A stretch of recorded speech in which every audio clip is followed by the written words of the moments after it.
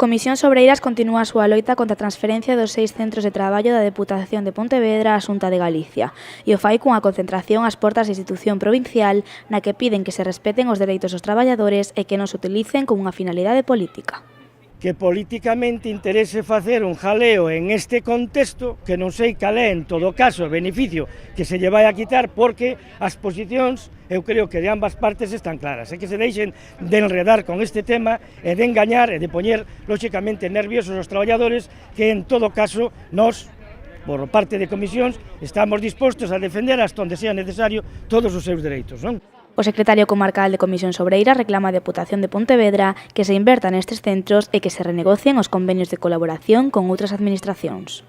Si se melloraran, lóxicamente, estes convenios de colaboración, se podían mellorar o que é a prestación dos servicios e a financiación tamén de estes servicios. Por lo tanto, en ese sentido, sí que consideramos que se deben renegociar os convenios de colaboración con outras administracións. O sindicato asegura que seguirá loitando polos traballadores dos 6 centros que se queren transferir á Xunta de Galicia para que estes continúen dependendo da Deputación de Pontevedra.